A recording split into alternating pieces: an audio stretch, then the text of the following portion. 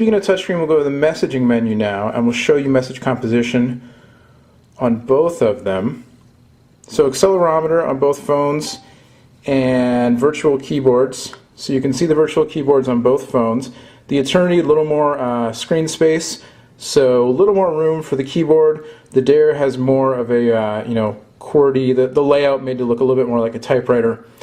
They're both fine to type on. The Dare, a little bit small, works pretty well.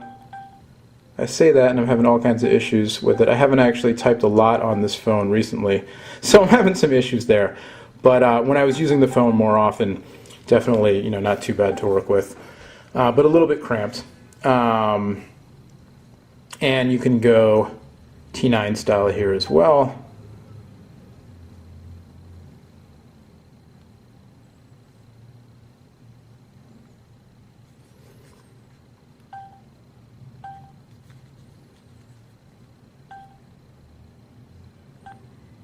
So you can go T9 style here as well, and you can do handwriting recognition also on the Dare.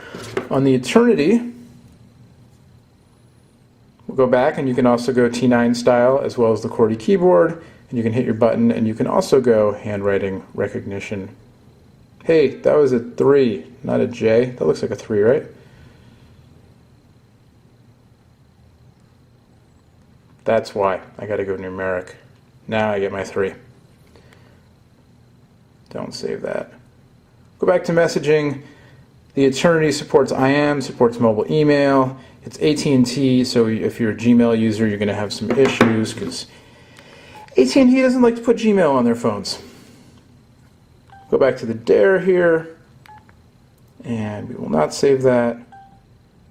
There we go. So you can go mobile IM, mobile email. There's even a blogs tab, which really just goes to your Verizon Wireless online album. Both devices are 3G. The Dare on Verizon's EVDU network. The Eternity, of course, on AT&T's 3G HSPA network.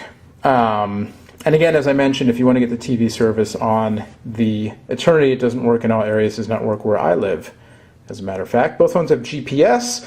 AT&T GPS and the Verizon Navigator system, and there you go. So very similar devices. I think for somebody who, like I said, doesn't want to go the full smartphone route but wants a music and multimedia friendly phone, both work really well. Oh yes, the web browser. Let's show you the web browser because this is an area where the Eternity actually does pretty well. So the Eternity's browser was a pleasant surprise. I actually checked this and the Behold for T-Mobile out at the same time, and it's funny because they both actually have the same browser, but T-Mobile had kind of crippled the service on theirs. They ran it through a proxy, which converted it to WAP format, and I don't know, just kind of a pain. But actually, let's go to the dog, and you'll see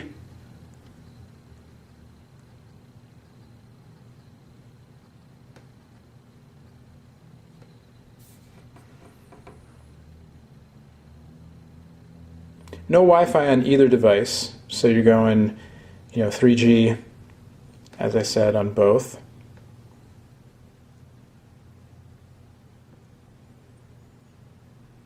And sometimes it's faster than other times.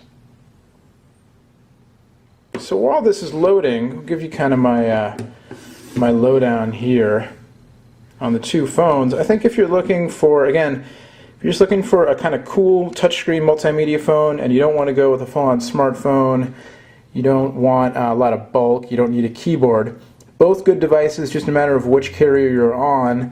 If you're on AT&T, you could also look into the View if you want to spend a little bit less money, kind of an older generation, similar device. If you're on Verizon, you might want to wait and see what happens with the Versa. Again, in early February, as I'm recording this, the Versa rumored to be coming out soon. It looks a lot like the successor to the Dare.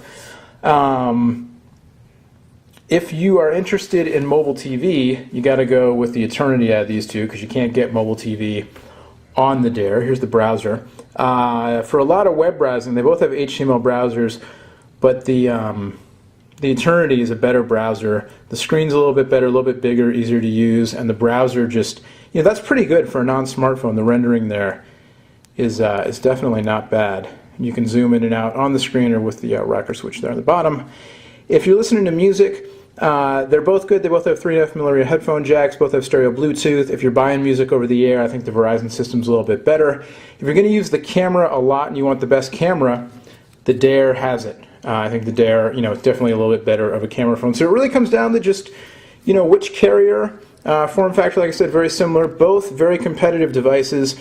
As always, try before you buy, but I would recommend them both. I think they're both very solid. I think the Eternity is one of my favorite new phones on AT&T. It definitely is.